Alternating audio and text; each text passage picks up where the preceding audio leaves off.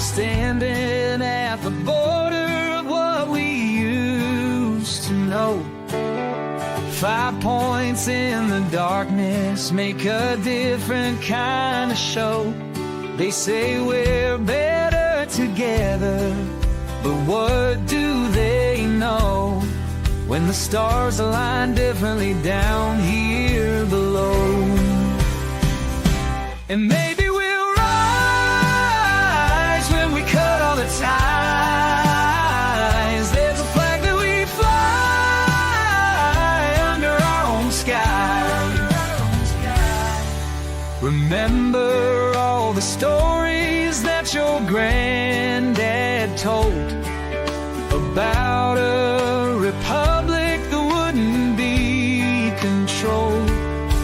Now the suits in the city say we've all been sold, but there's a fire burning that just won't get old.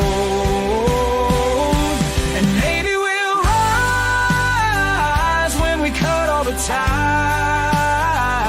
There's a flag that we fly under our own sky.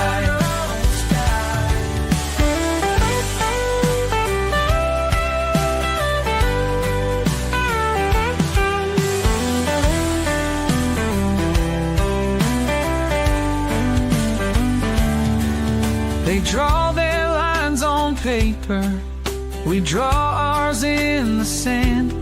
Some dreams are getting closer, while some don't understand.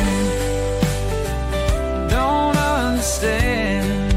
The highway stretched forever toward a setting sun, where cattle graze on memories of battles won.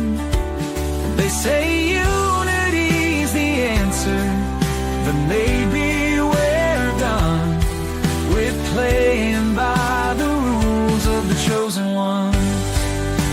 Oh, maybe we'll rise when we cut all the ties. There's a flag that we fly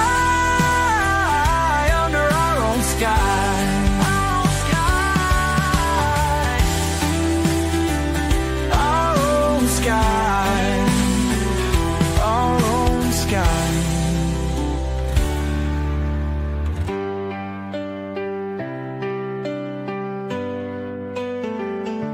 And maybe we'll rise when we cut all the ties.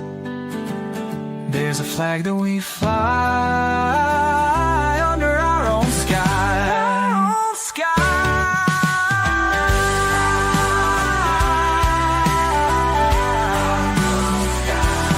Our own sky.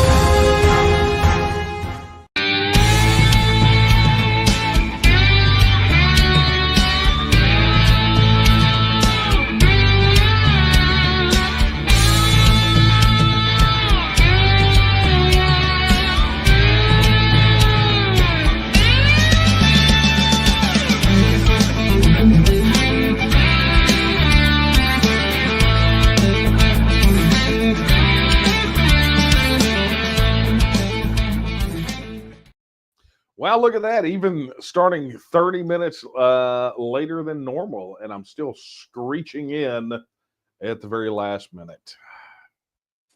What do you do, right? Anyway, hey guys, welcome back. Off last week. Just it was not possible to make it happen, but very glad to be back this week. And even though it is 30 minutes later, there's a lot of questions that we got to cover tonight. And I am very much looking forward to it. Anyway, let's get down to business before, well, let's do kind of the prelude before we get down to business. How about that? Welcome to Late Night Coffee Talk. This is that time once a week where I take a break from working on Texas independence to come in here, fire up the camera, and answer your questions. Oh, I didn't even introduce myself for the new people. I'm Daniel Miller, president of the Texas Nationalist movement. There we go. Squeezed it in. Anyway, this is where I break away from working on Texas independence. I come in here, fire up the camera, answer your questions. You guys drive the conversation. And occasionally I just say stuff that's on my mind. You know, I do. I mean, it's my thing, I guess. Occasionally I need an opportunity to kind of say my piece too, right? But anyway, that's maybe that'll be tonight. Maybe we'll do some of that tonight. Anyway, let's get down to it. If you are wanting to ask a question, here's how you do it. First and foremost, if you're watching on our YouTube channel, which more and more now is becoming the preferred method for most of you, you can go drop your question in the chat. While you're there, be sure to like and subscribe and hit the notification bell. The super chats are active, but honestly, it's kind of cooler if you do this with the QR code, like if you're watching on TV or whatever. That way Google doesn't take 30% of what you donate, right? But super chats are still cool. I still like them because it pops up and you can answer your question. It takes you to the head of the class and all that. In addition, channel memberships are active.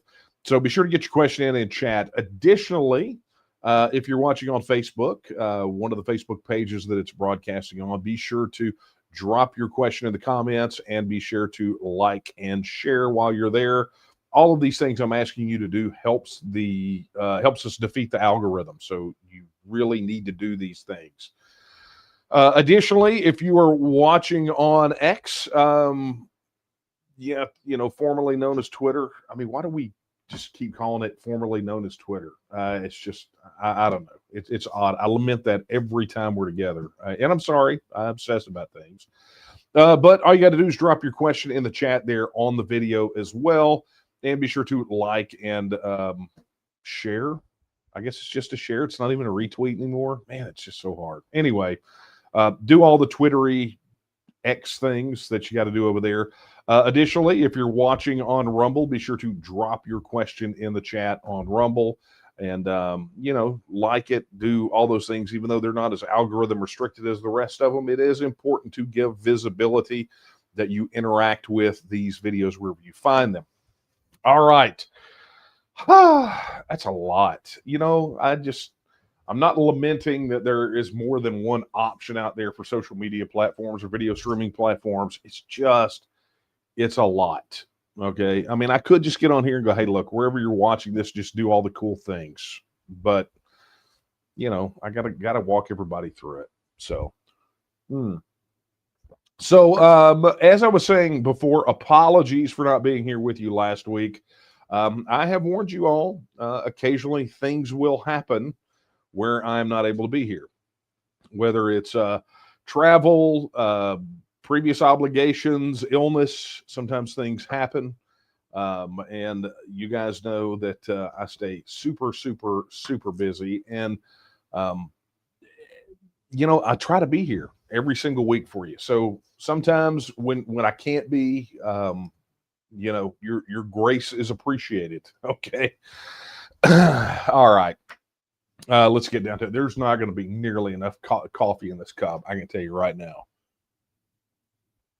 But I am here tonight. And by the way, next week we'll be on the regular schedule, right? I had a previous obligation and there was some concern as to whether or not I was going to be back in time if we kept it at the same time. And so we slid it 30 minutes just in case.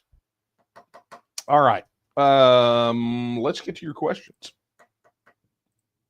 Oh, I can already tell y'all have plenty. You guys have emailed in a whole bunch. See, a lot of you guys, oh yeah, I didn't even talk about that. If you don't want to do any of those other things, but you want to send your question in via email, just watch the crawler down at the bottom. You will see the email address, coffeetalk@vtnm.org. And you can drop your question in there. Oh, by the way, brief announcement. This Saturday, I know it's been a bit rare as of late, but this Saturday I will actually be speaking at a lunch meet and greet with the TNM Angelina County group. So if you're anywhere in the Angelina County group, love for you to come out and see me. I hear the weather is going to be hideous, but if you can make it, would absolutely love to see you there. All right.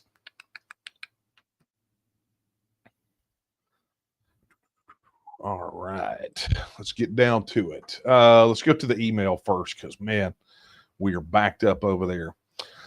Okay. Yeah. Let's get back to where we were. Yeah.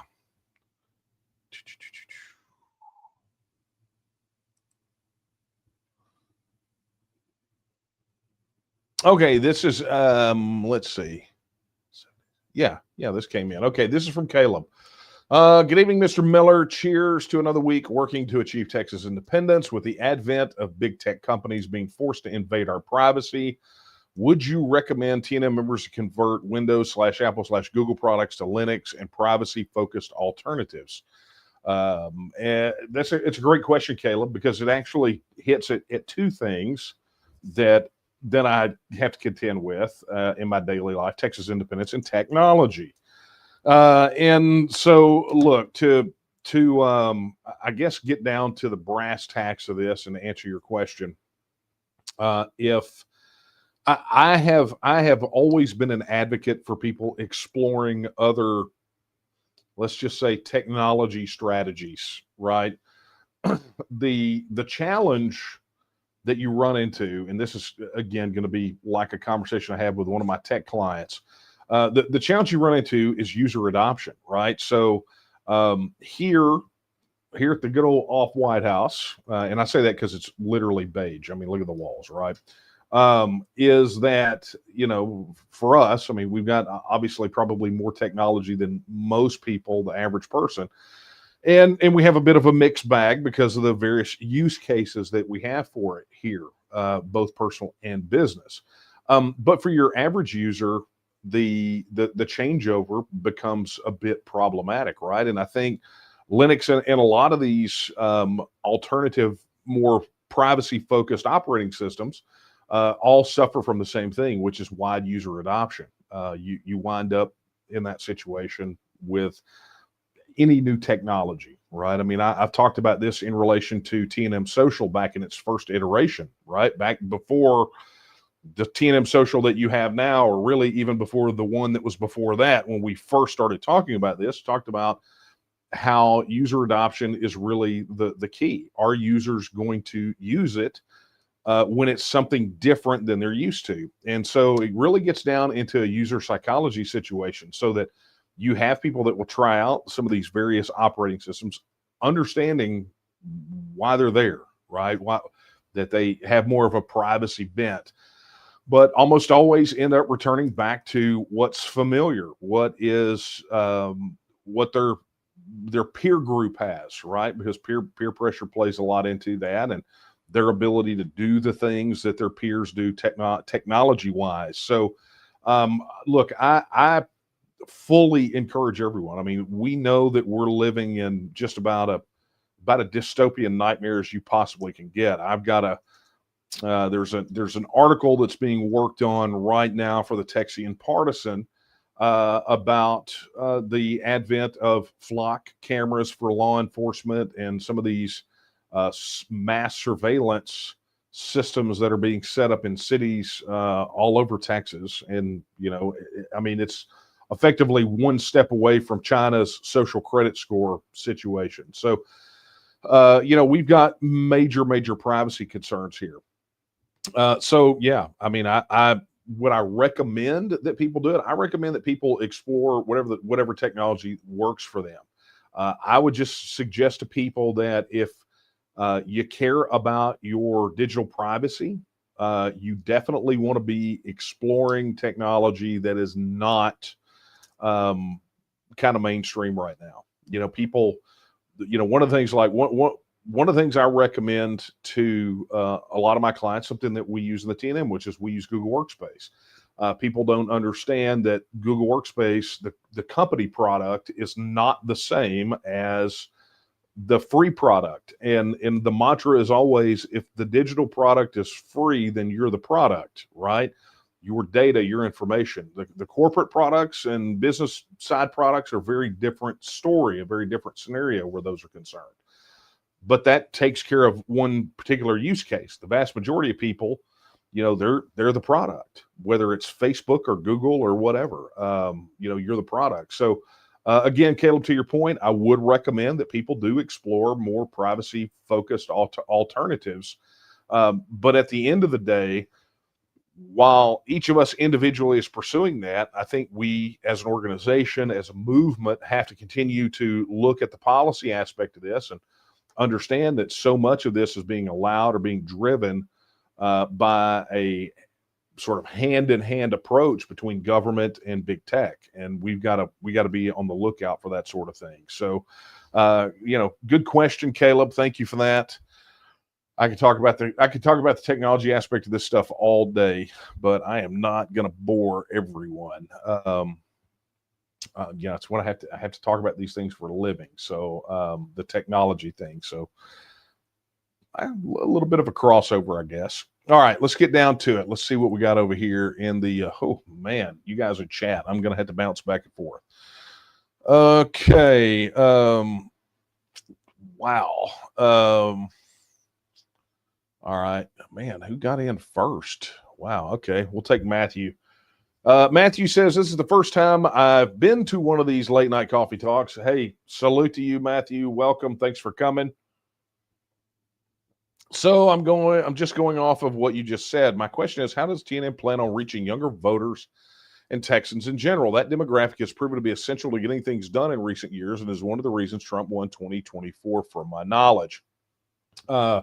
It's a great question, Matthew, and we do get this question from time to time, right? People wondering what are you doing specifically for youth outreach?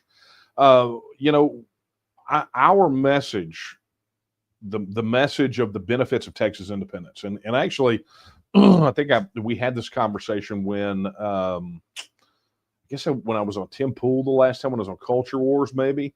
But look, the reality of it is that the benefits of Texas becoming an independent nation cut across all traditional boundaries, right? So whether it's age group, I mean, obviously there's a certain generation here where the Social Security question is very different than the Social Security question we get from, say, another generation. Guys like me will probably never see it. Guys like you absolutely will never see it, right? At least not in the form that it's in, but yet that money still comes out of your check. Your generation, and I'm assuming you're young, right? Based off of your picture here, you're in a very difficult situation in the sense that your opportunities, your generation, maybe the one before you, the opportunities for your generation are far less than they were for the previous generation. And, it's a bit of a shock to what the quote unquote American system is used to, which is every generation is better off than the preceding generation. That is, look, I'm going to be blunt. That is a sign of an empire that's in decline. When that standard of living, the opportunities, standard of living drops, the opportunities become constricted or eliminated. So the TEXIT, the message of TEXIT and the opportunity really has, in my opinion, probably more resonance for the younger generation than, say, for Gen Xers or the boomers, right? And so I think it's important for us, as we talk about messaging this and really about communicating across the generation gap, to understand that TEXIT is a solution for a lot of people. Look, across the board, with the exception of the political establishment, the people that are driving this car off a cliff, everyone is going to be far better off across the board when Texas operates and functions as a self-governing independent nation. That is just the reality of it. And, that has various aspects of this have impacts no matter what your generation, right? Where you live, what your socioeconomic bracket is, right? I mean, there are definite concrete benefits across the board, which is why when you look at the polling for Texas independence, you see that it cuts across a broad swath of the people of Texas. This is the most proud statistic uh, for me in the time that I've been engaged in this fight. Has been, consistently since the polling in 2014, we've seen clearly that the demographics of Texas supporters more closely match those of Texas as a whole than either political party. And I think that is a testament to why, yeah, I mean, this issue in polling skews Republican, but what people leave out of the story, like the headline that they want to bury, is what a massive chunk of independent voters are supportive of this, and even that percentage, a substantial percentage of Democrat voters. So, the media has a tendency to try to downplay those things, but we noticed. So, from that standpoint, our encouragement to people in a younger generation, I mean, I think it's our approach that we have with every generation, which is get plugged in to helping make Texas independence possible. But I say it to the younger generation, younger than Gen X, with a lot more fervor, because at the end of the day, the work that we're putting in right now, you guys will be able to participate and experience all of those benefits for a far longer time than somebody like me will. I used to say, to crib off of Warren Zevon, I used to say all the time, look, I'm closer to my last sandwich than I am my first.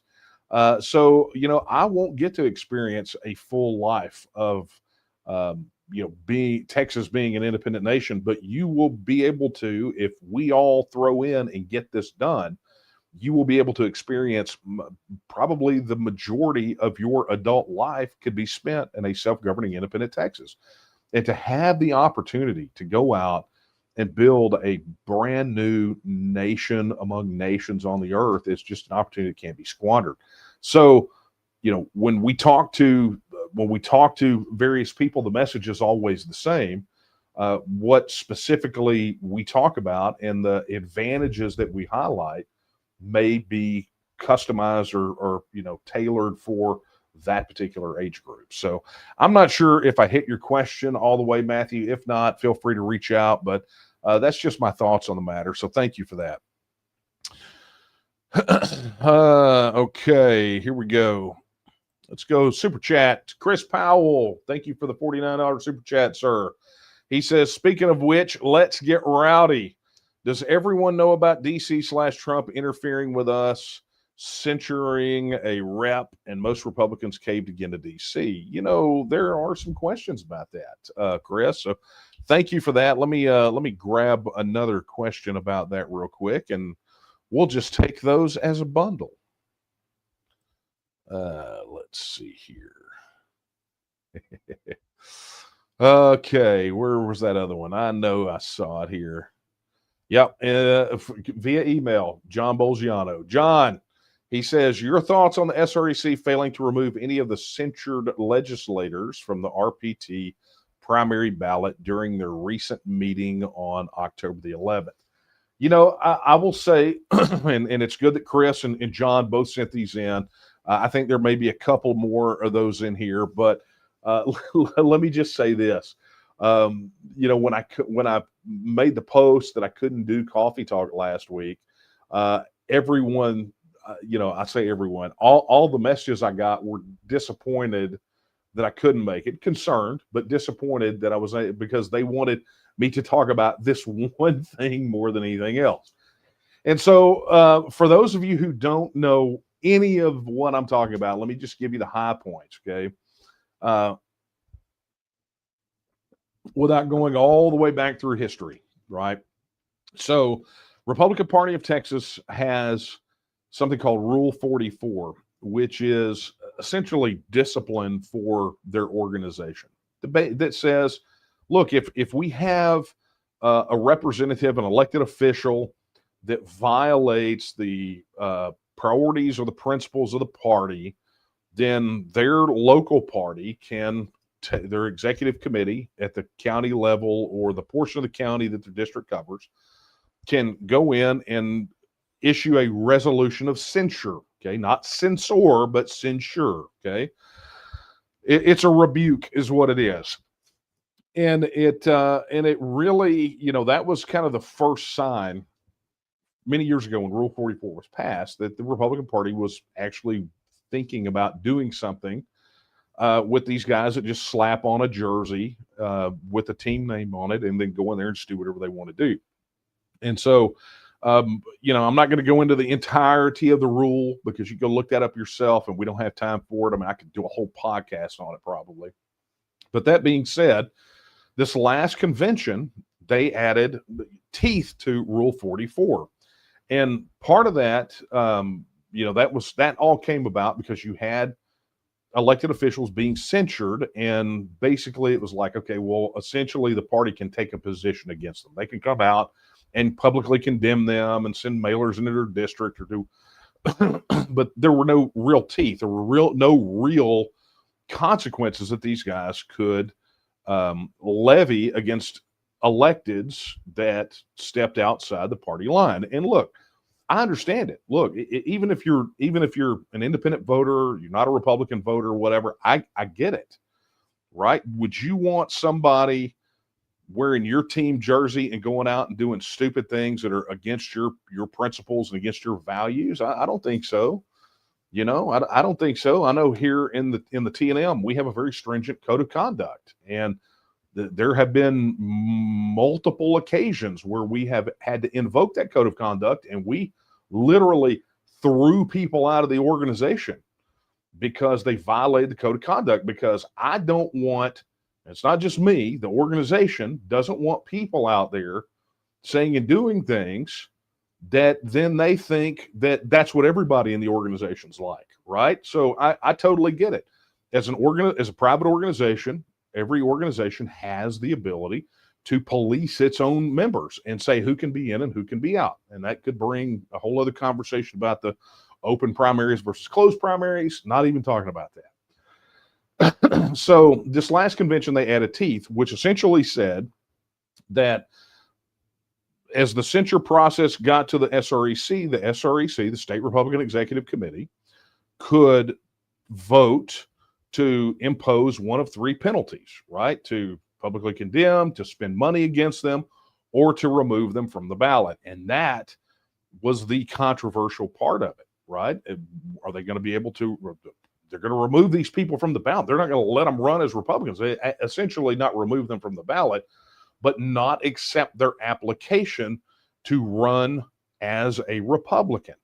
Now, the problem with that is that the Texas election code has effectively fused the state electoral apparatus with the parties. So the parties function, both the major parties, right, Republican and Democrat, both function as essentially extensions of the official government electoral system, right? And this goes back to one of the reasons that people ask us all the time, how come the TNM doesn't start a political party? How come the TNM isn't a political party? It's because if you understood how intertwined all those things are with the Texas election code, then you wouldn't want it either, right? You would absolutely detest the onerous restrictions placed upon organizations by the Texas election code. And the problem, I mean, there's a lot of problems. One of the major problems with them being intertwined like they are is there are certain things, certain obligations that organization has to take that are effectively extensions of governmental functions. And if they don't do them, then, and it tells you how you have to organize, right? It tells you how you have to be structured. People say, why in the world why do they have an executive committee that's made up of two people from each Senate district? Well, go look at the law, right? Or, go back to our petition situation where, Matt Rinaldi, the chair of the RPT, refused to accept it, right? So you have these ministerial duties mixed in with this private organization stuff, and it's a total mess, right? It's a total mess. So that being said, when those teeth went into Rule 44 at the last convention, what you wound up with was a lot of people in the grassroots who very, very upset with their state reps, right? Very upset. Say, finally, we got these guys, right? We are going to censure them and we're going to block them from running as Republicans. You want to go caucus with Democrats, you want to go do that stuff, go do that.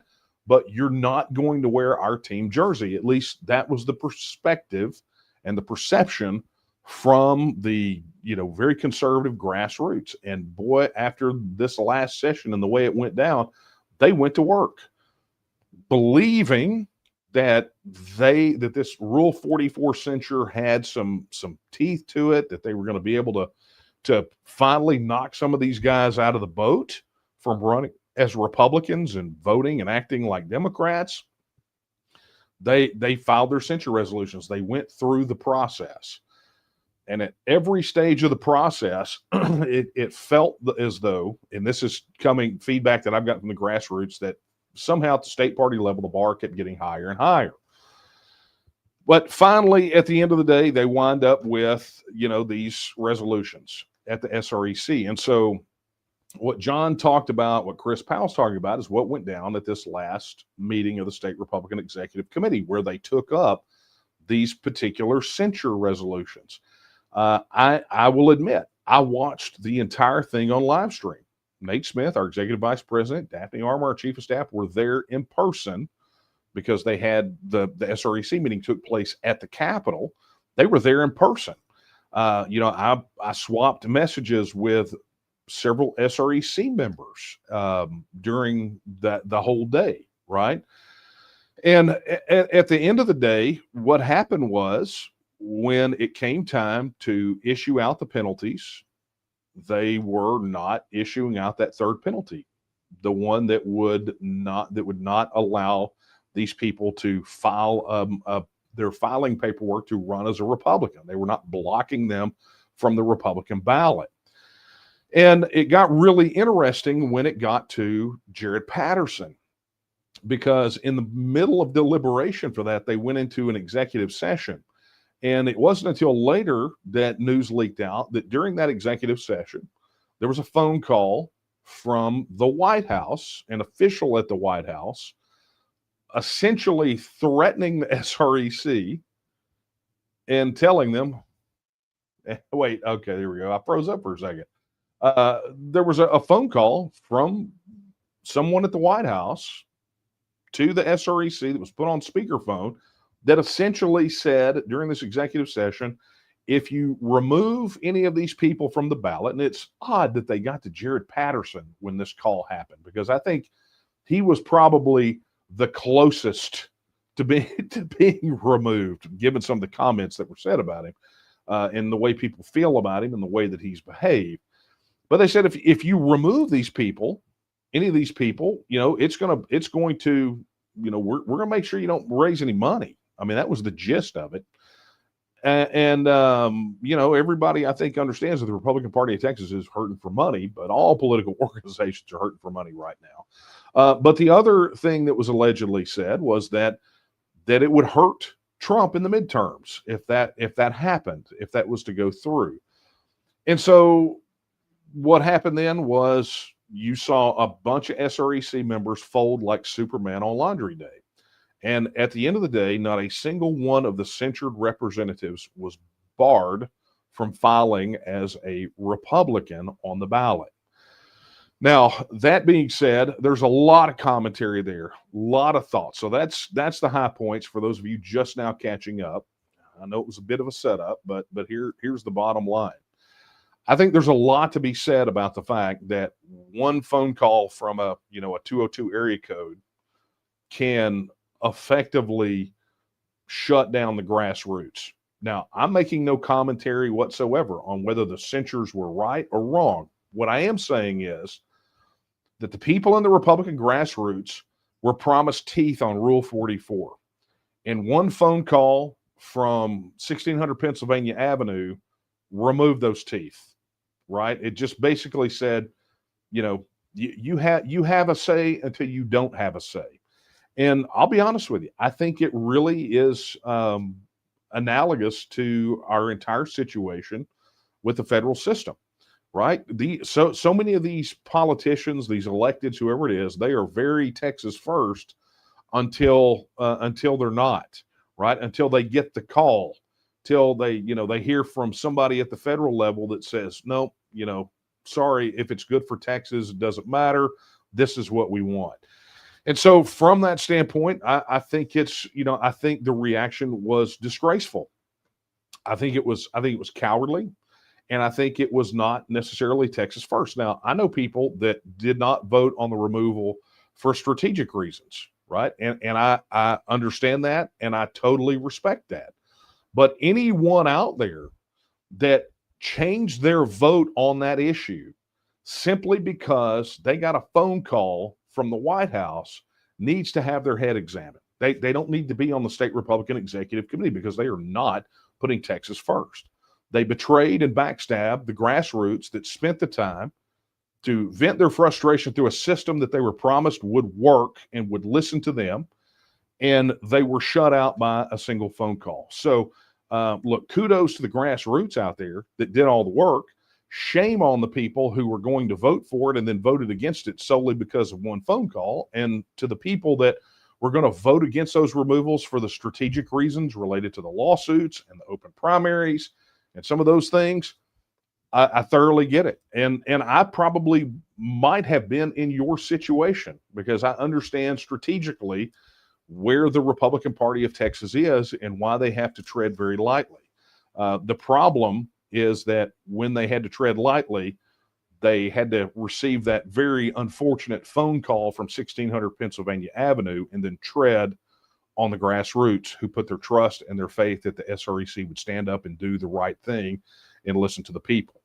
You got to remember, it's not just a handful of disgruntled precinct chairs. It was the 9,000 plus delegates at the last convention who put the teeth on Rule 44. And so I suspect that there will, very likely at this next convention, there could be a reckoning when it comes to some of those SREC members.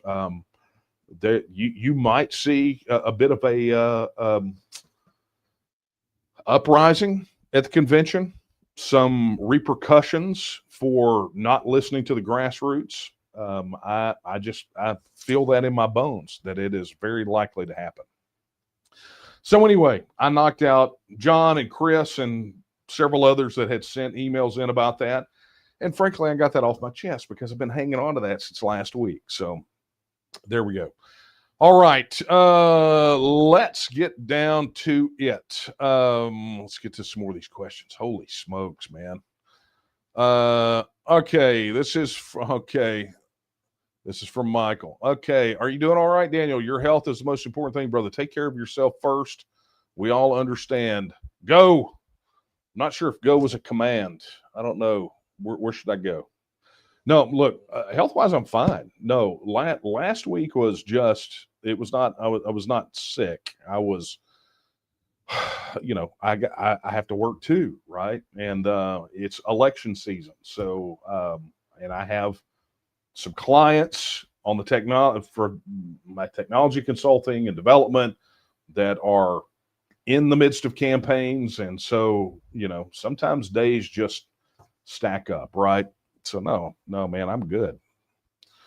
But thank you for your concern. It's appreciated. Okay. Let's get over here. Let's see what we got. We got some of these this week. All right. Mr. Mike says, if Texas is successful with their endeavor to secede from the United States, what happens to my Medicare and SSDI benefits?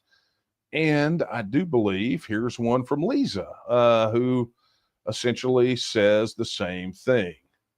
So if Texas was its own and I collect SSDI, how would this affect me? I am 64 and 4 months and disabled. So here's what I'm going to do. I am going to shortcut this because while I could go into the long answers for these things, what I am going to do is I'm going to direct you to the place where you can get those answers. I'm going to encourage you to head over to TEXITnow.org, where we have that and a lot of other fundamental foundational questions about TEXIT answered. And, it's there. It's one of the most comprehensive FAQs related to the TEXIT issue that you're going to find. And so I would encourage you to go to texitnow.org and go check that out, and just go in the search bar, type it in, and you will find it. You will find that plus answers to a lot of other questions about TEXIT and Texas independence. Okay. Okay, this is from Neil via email. Neil says, I have a proposal for you. What if we change the narrative completely from TEXIT to Divorce California? Selling a Texas exit is impossible. It's far too valuable to the United States, a symbol of freedom. They're never going to let go. Okay. California is a pariah. That would laughably. Okay. Okay. Well, while I appreciate the sentiment, and I know people in California that would also appreciate the sentiment. I mean, look, if the U.S. kicked them out, I think they would be happy. But the statement that I take umbrage with is selling a Texas exit is impossible. No, selling, excuse me, which is not what we're doing, promoting Texas independence is obviously not impossible. And here's how you know. The political establishment fights tooth and nail to keep us from having a vote on it, Neil. If this was a dead issue, they would put it on the ballot and they would let it fail. And then no one would talk about it for a generation. Well, kind of given recent history, you would have it revisited within about 10 years and whatever. But, excuse me. But it's obviously not impossible, right? I mean, the poll numbers show it. We're at the tipping point. Right, we're there. I talk about it week in and week out. There's plenty of evidence to show if this thing goes to a vote tomorrow, it wins. And that's not just us being hyperbolic about it. You can disbelieve what I say all day long.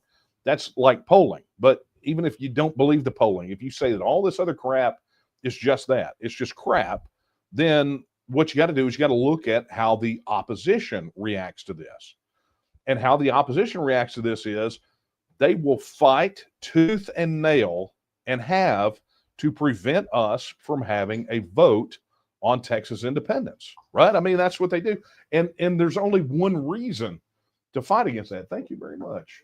There's only one reason for that. And that reason is they know if it goes on a ballot, it wins, right? That's it. These guys are not closet independent supporters that are just afraid that it might just barely fail or that it'll have a bad. I mean, these are real hardcore opponents of this issue, and these real hardcore opponents of these this particular issue do everything they can to keep you and the rest of the people of Texas from having a vote on this issue.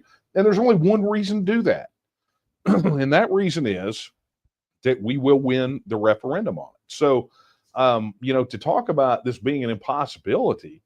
Just the reality, the facts don't line up to support that, right? The idea that selling it to the people of now, there's another side of this coin, right? People that say, well, even if we voted for it, they wouldn't let us leave or whatever. That's a whole separate argument. But this idea of selling it being impossible, that's not it. The people of Texas effectively are sold on this.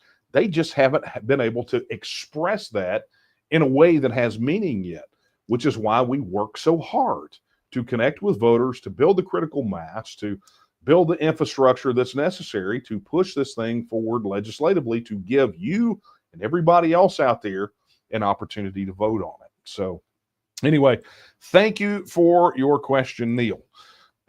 All right. Oh, man, these questions are stacking up. You guys are very, very, very verbose tonight. Okay, Lee says, Daniel, what's your opinion regarding Texas National Guard being sent to Illinois? I would prefer the Texas National Guard to stay here. I prefer Texas to be a self-governing independent nation, and the Texas Military Department being the official military of the nation of Texas, and our Texas State Guard being fully militarized and becoming the full-blown, full-fledged military of an independent Texas. So that's the reality of it. I would prefer a Texas National Guard stay here and not be deployed to Illinois. Look, those people in Illinois want to shoot each other, let them shoot each other, right? I mean, that's got nothing to do with us. And some people will say, well, that sounds isolationist. Well, it's not isolationist. It's just reality, right? That place being run by the socialists and crazies that it's run by has been going down the tubes forever. The vast majority of, you got to remember, the vast majority of Texas population increase has been refugees from states like Illinois and California and some of these places where people that think like us, that share our values, can't live there anymore because those places have been turned into cesspools. So, the reality of it is I would prefer our people stay here.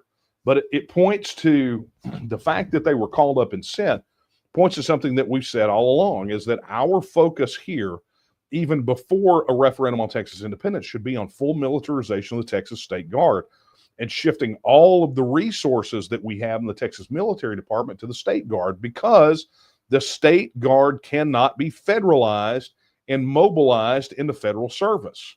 They are the one branch of the Texas Military Department that cannot be federalized.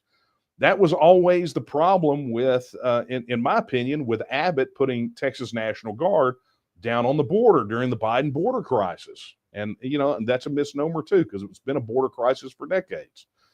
But that was part of the opposition to that is, look, here's the reality. You put the National Guard down there, and if that's your only play, then all the president has to do is call them up for federal service and pull them off the border and send them back to the house.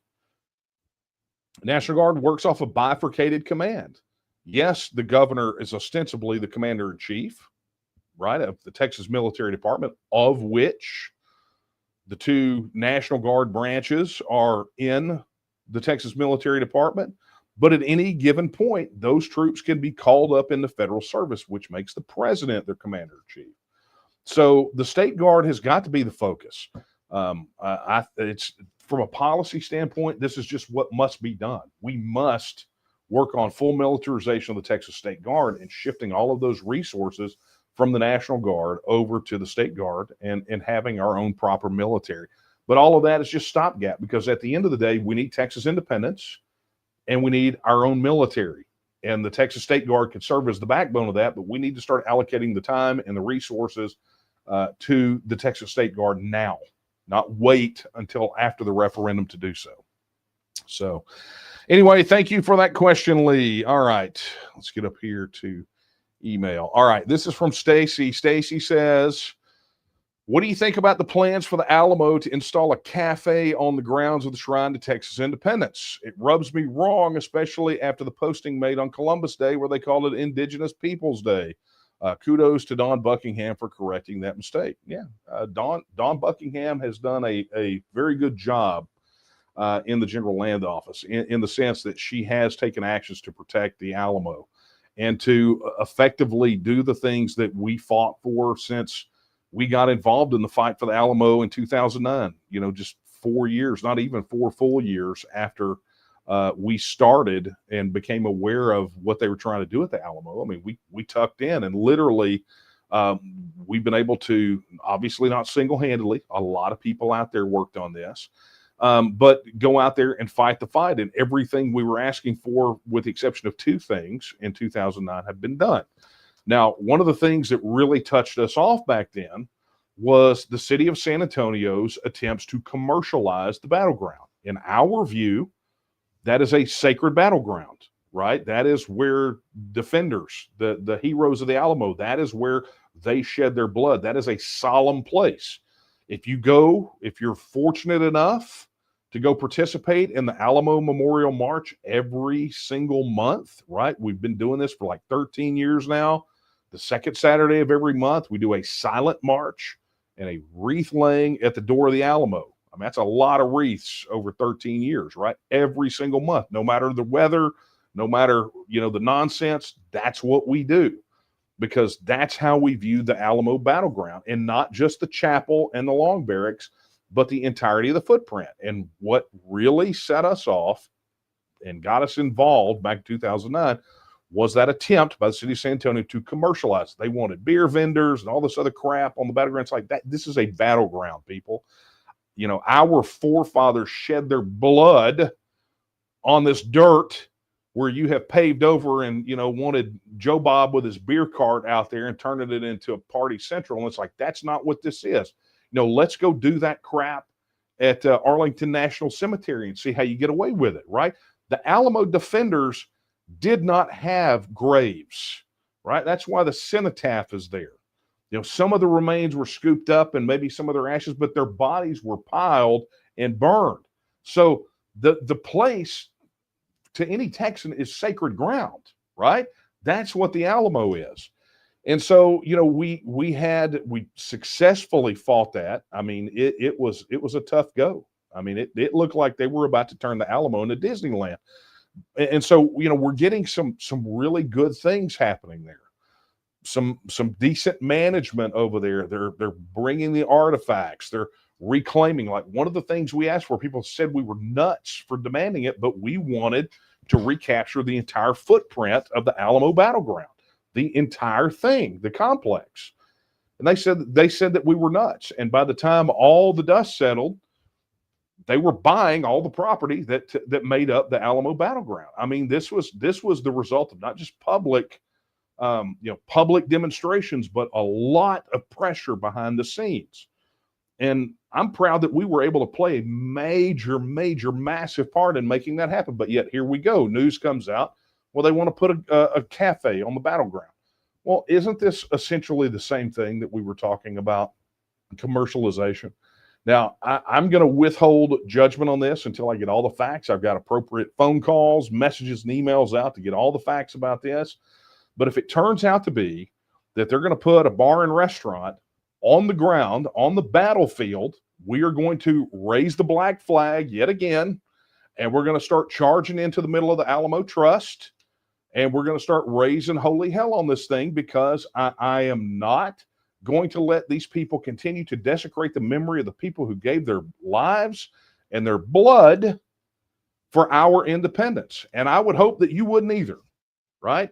So bottom line is, Stacy, I'm withholding final judgment on this until I get all the facts, because they did buy some property that was outside the original footprint, just by virtue of how it was platted. So maybe that's where it's going to go. I don't know. I know there was at one point an original conception that they were going to build a restaurant on top of the museum, which would have been, I think in the original art, if I remember right, it would have been off the battleground. I don't know if that's what they're talking about, but I intend to find out. So that's the reality of it. So look, if you're as concerned about these things as I am, because look, the mission of the Texas Nationalist movement, political, cultural, economic independence. If you're making strides on the political front for independence or the economic, they will come at your culture every single solitary time and try to erode it, dilute it, destroy it, whatever. And we have to resist that just like we would resist political and economic subjugation. We have to resist cultural subjugation with as much fervor and fury.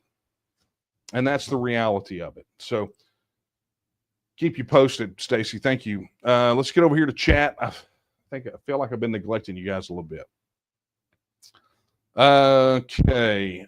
Here we go. Here is from Dusty. Dusty says, what do you think about the term national divorce? Short answer, I don't like it because I don't think it's accurate. I don't think there's any way the radicals come back to earth. Texas should be its own country, and the rest of them can figure it out themselves. I agree with everything after your first sentence, right? Your question. And actually, I agree with the first thing too, and thank you for asking it. What do I think about the term national divorce? I don't like it. I appreciate the sentiment, but I've been very clear in the past that I think it is a very inaccurate term. Marjorie Taylor Greene is very fond of using it. There are other people that are fond of using it, but the term itself, I believe, is inaccurate. Just like why I don't like calling what we're doing secession, because I don't think it's an accurate term for what it is that we are doing. And if you're around me at all, you will probably hear me say at least a dozen times that words matter, right? The words you choose have meanings. And you have to be very clear. If you're going to be clear in your communication, you got to be very clear, because when you use words and you use them in such a way that they have it like national divorce, calling what we're doing national divorce, well, what you're effectively doing is you're painting yourself into this word box, right? So here's what I don't like about the term. In the context that Marjorie Taylor Greene uses it, and many others, what they're talking about, and they will tell you, it's a divorce of the red states and blue states. We need to separate. We need to have a red nation and a blue nation. But that's not how the union is constructed, right? It's not a red versus blue. It is not constructed of political parties. It's constructed of states. And if we're going to continue to talk about Article 1, Section 1 of the Texas Constitution, the first words, Texas is a free and independent state, right? And we're going to talk about advocating for Texas becoming a self-governing independent nation state. And we're going to talk about other states having their independence, and we're going to be consistent, then we have to look at it and go, it doesn't, that it's not political parties. This is not a union of political parties. It's not a union of individuals. It is a union of states. It's baked in the name, United States of America. Now, we can argue whether they're united or not, how united they are, whether they're supposed to be less or more. But the reality is, it is not a union, a federal union comprised of individuals or political parties, but of states. And so therefore, the term national divorce in that context makes it inaccurate, because you don't separate those. You don't separate those people that way without violating sovereignty. And so if you go down that road, then you run the risk of undercutting your own argument that states are sovereign entities, okay? But the other part of this that I don't like is the fact that it refers to it as a national divorce, which is the same reason I take particular exception to the Bellamy Pledge, the U.S. Pledge of Allegiance, because it's not factually correct. One nation. The United States was never intended to be a singular, solitary nation state. That is, in fact, one of the reasons that things are so screwed up here, is that they shove this myth down people's throats that it's supposed to be, and that it is, one single solitary nation state, but the governing document itself does not reflect the propaganda. It reflects the reality of 50 separate states. And so you wind up in this situation where, people say the United States is a nation. By the definition, it is not a nation. The United States of America is a political and economic entity with a smattering of a mutual defense compact, a free trade agreement, and a postal convention thrown in.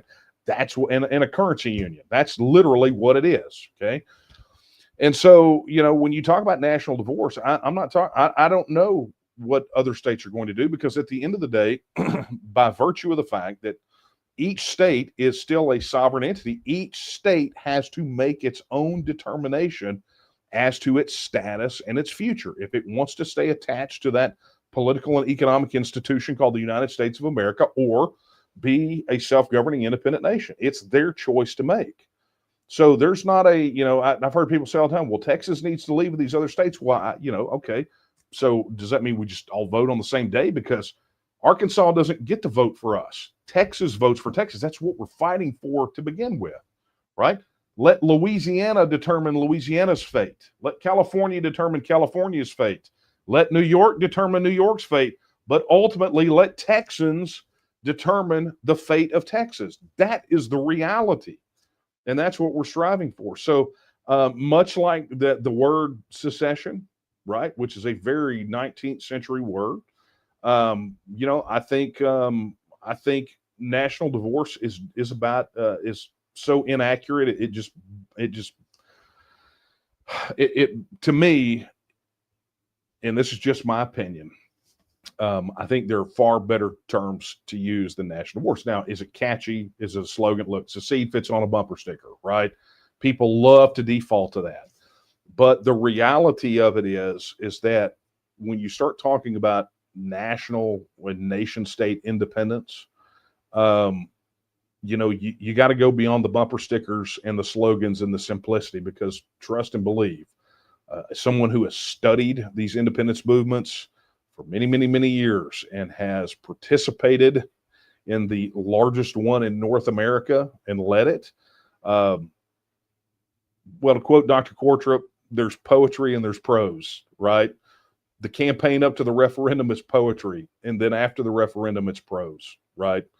So I'm not a fan of it. Not discouraging its use. I'm just saying there are more accurate terms and descriptions to use for what we do right here. But we also encourage other states to do what we're doing here too, to have this conversation. So thank you for that, Dusty. All right, let's get over here to the email. Okay, that is. Oh, yeah, let me do this one.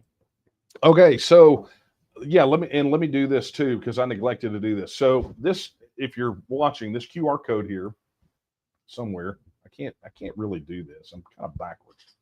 There it is, up here in the corner. Oh, my hand-eye coordination's off. There it is. That one. Wrong direction. That one. See that QR code? That is to the official donation page for the TNM. And not this last week, obviously, because I was off at the one before. We had a contribution during this come in from Eric Riddle, and Eric Riddle did another one this week. And Eric, I want to just take the opportunity to say thank you. You know, there's not a flashy thing for me to flash up here on the screen like people who do super chats, but I really do appreciate it because when you do it there, Google doesn't take their 30% of the pie. So thank you very much for that, for your contribution, Eric. It is much appreciated.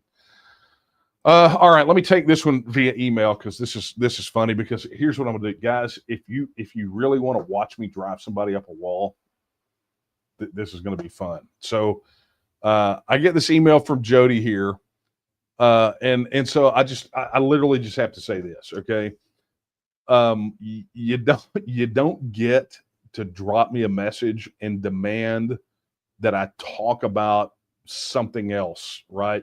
That I talk about you or something else you're doing or some campaign or organization. You don't get to email me and demand anything, right? You just don't get to.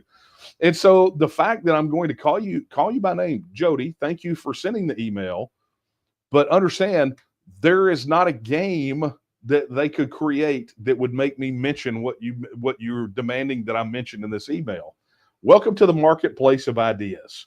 If you want to go out there and promote that, then feel free to do so.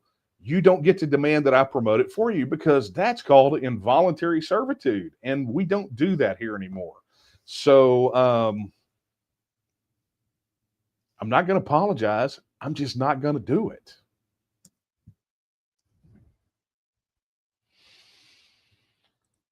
And I'll be honest with you, most of what you're talking about, I have no idea who these people are. I really don't, because it doesn't have anything to do with me. The one thing you did say in here is about, tell people the truth about secession. We never ceded our land. I literally just want a whole dissertation why I think the word secession is very incorrect for what we're doing here. So reference that. That is the bone that I throw you for demanding that I speak on your behalf. You don't own me.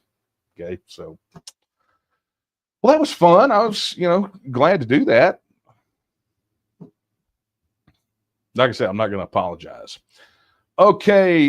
Here's an email. When we TEXIT, will Texas elections change to one-day voting paper ballot and proof of Texas citizenship? If you wanted to do so, I would suggest that is something you probably want to change before we get and win a referendum. I would say that would be a very big policy drive for something you'd want to do because we have to do something about our election system. It is jacked up like a football bat. Okay. Let's get down here. Oh my gosh, you guys have been stacking them up. This is for Stacy. Did you see the Mesquite City Council incumbent who sent out a campaign mailer with the Chilean flag on it? I did. And I'll tell you, I will tell you, I got a big chuckle out of it. This is not a situation where he was using the Chilean flag because, there was not a Texas flag emoji available. I mean, it was literally like stock art, clip art, or stock art from somewhere. And whoever designed his stuff, guessing probably got it on Fiverr from Pakistan, would be my guess.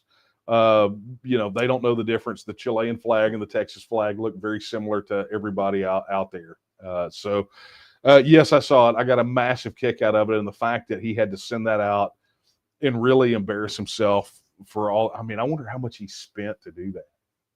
I mean, he could have just used it on social media and spent nothing to embarrass himself about it. So anyway, super funny stuff. Okay. Yeah, this is a good one. All right. The real insurgent. Do you really think the Texas government is capable of stewarding a free nation? Throughout my life, the Texas government has been nothing but incompetent and sometimes downright authoritarian. It's a really good question, and it's really a variation of a question that we get often, which is how do we guarantee that after independence, government here is any better than what we've got? And without going through the entirety of the answer, let me just get to the heart of this matter. The people out there who think, and I heard somebody on a podcast say this the other day, just very ill-informed, right? They just don't understand kind of the process and the implications of what happens leading up to a TEXIT vote. I mean, they're very, very narrow-minded, very short-sighted. They're not looking ahead.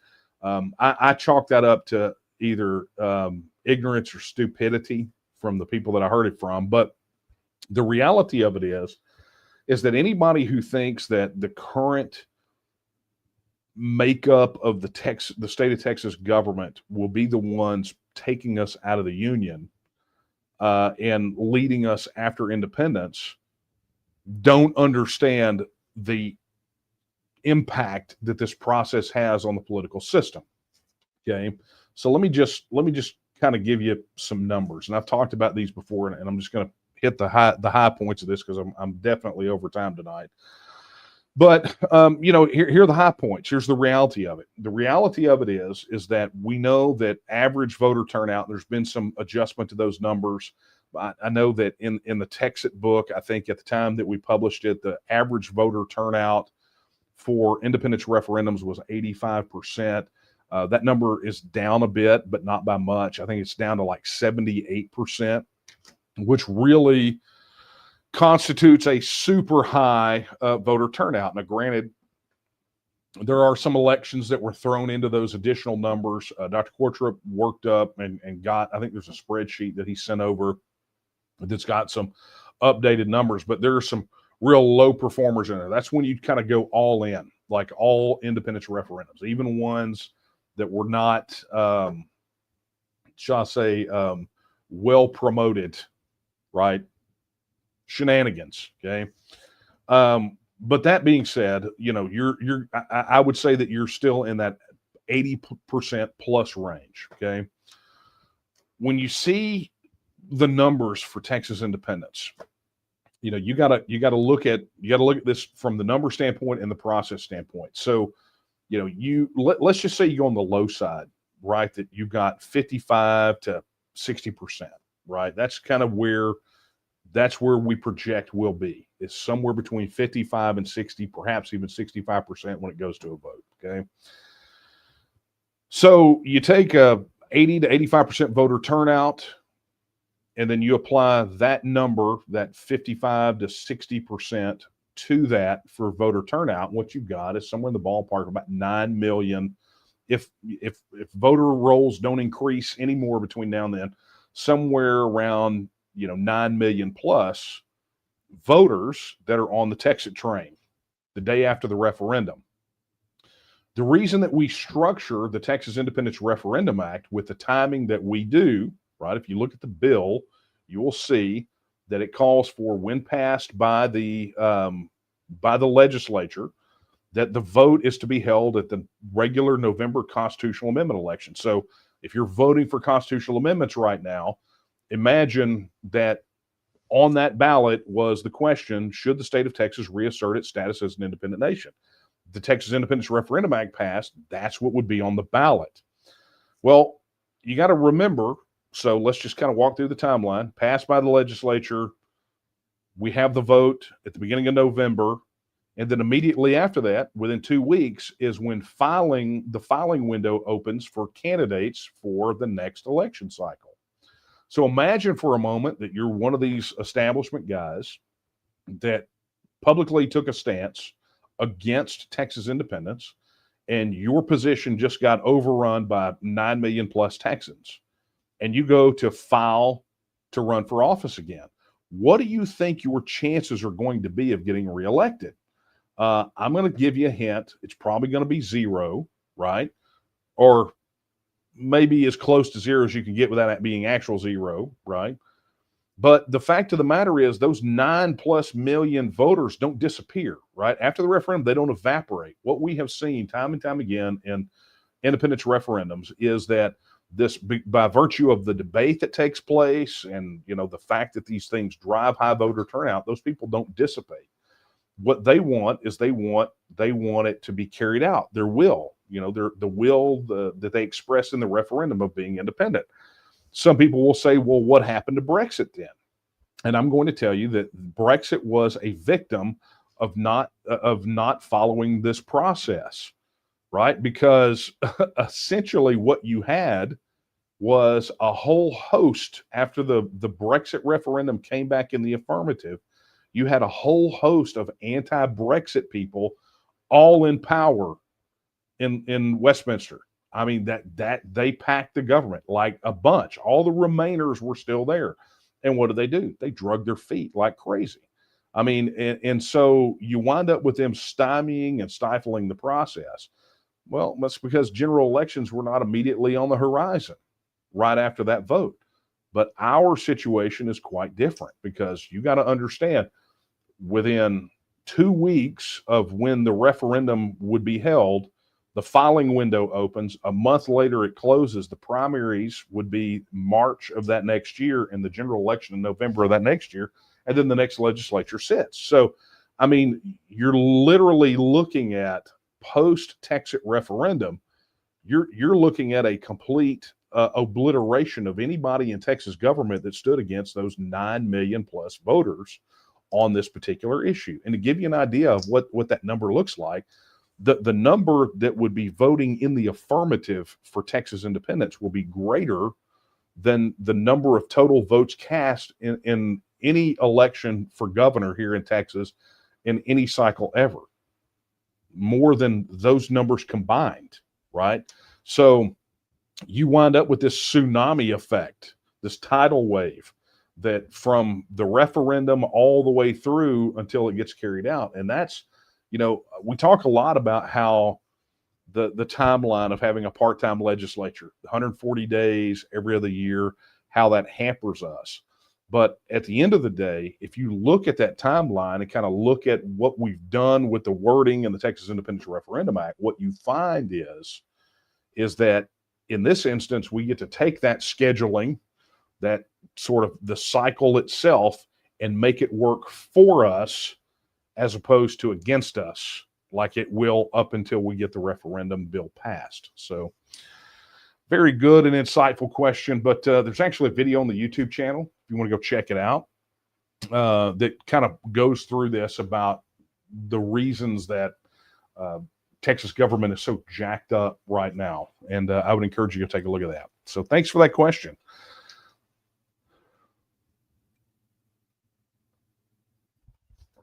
Okay, let's see. I got that one already. Okay, this is a good one. What is your advice for a teenager that believes in the cause and wants to help out, but is too young to vote or drive? First thing I'd do is I would reach out. This is great. Thank you for asking this, but I would reach out to the main office. I would reach out to the TNM and go, look, this is the situation. How can I get plugged in? What can I do?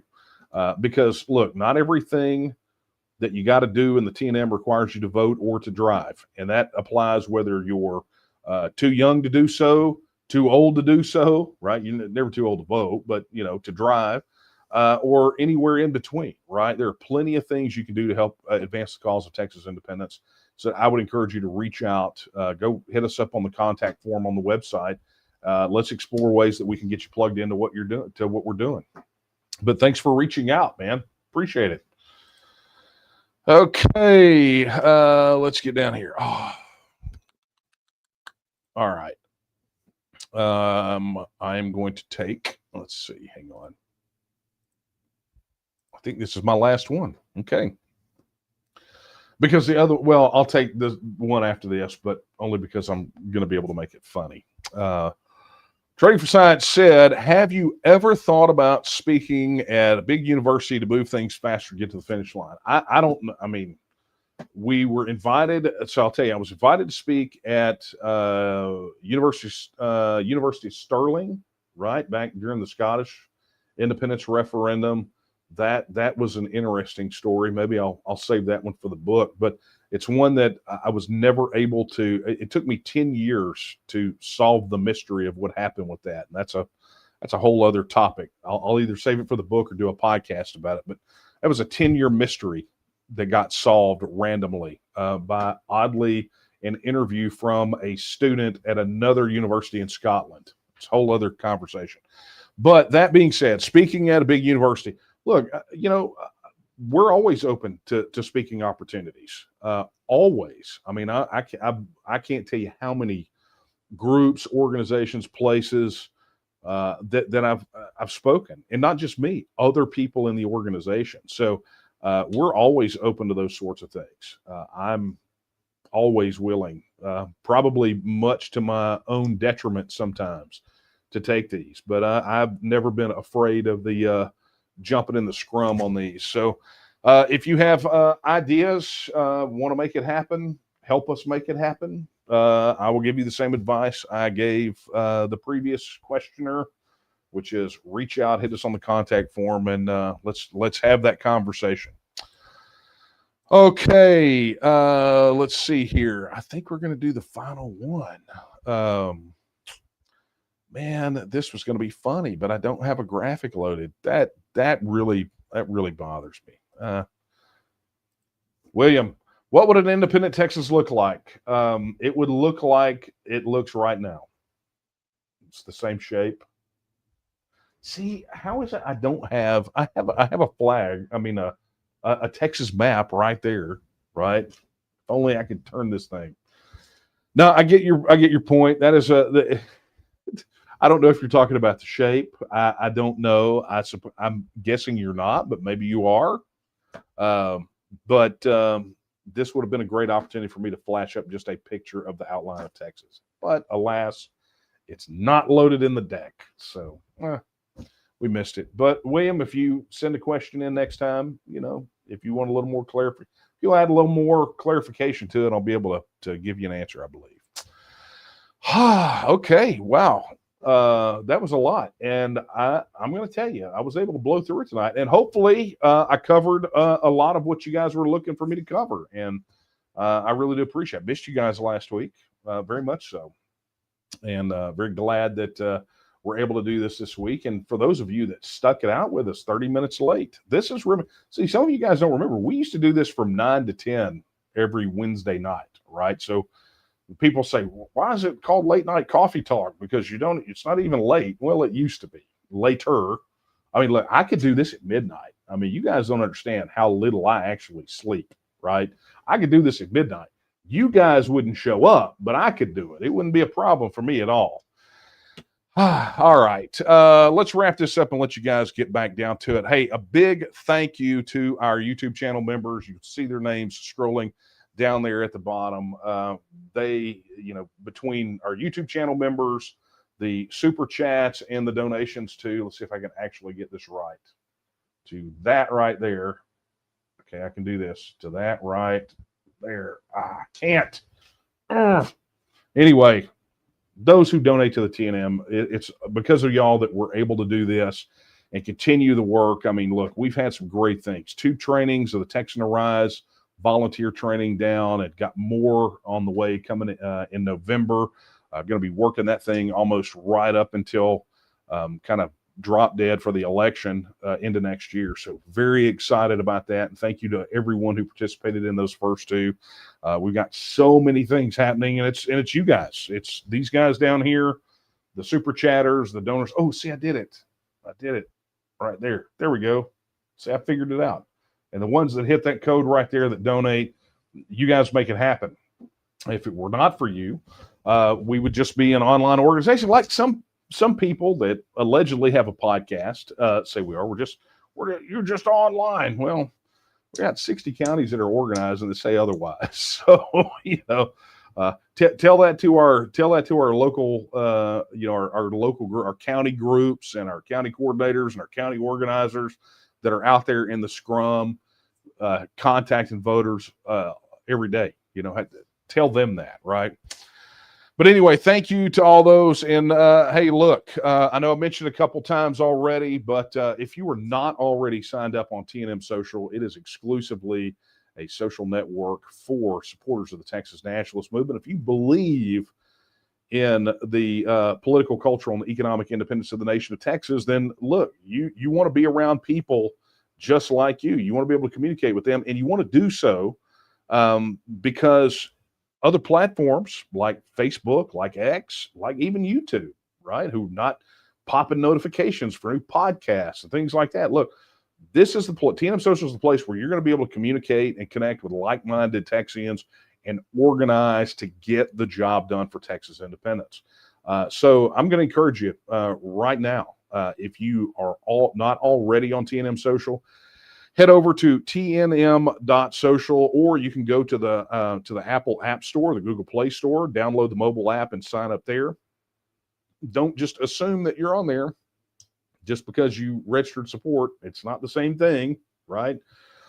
But head over to tnm.social. Be sure to download the mobile app, and let's knock out all of that big tech censorship that stands between the TNM and you and all of us, one another, right? Just let's do that, okay?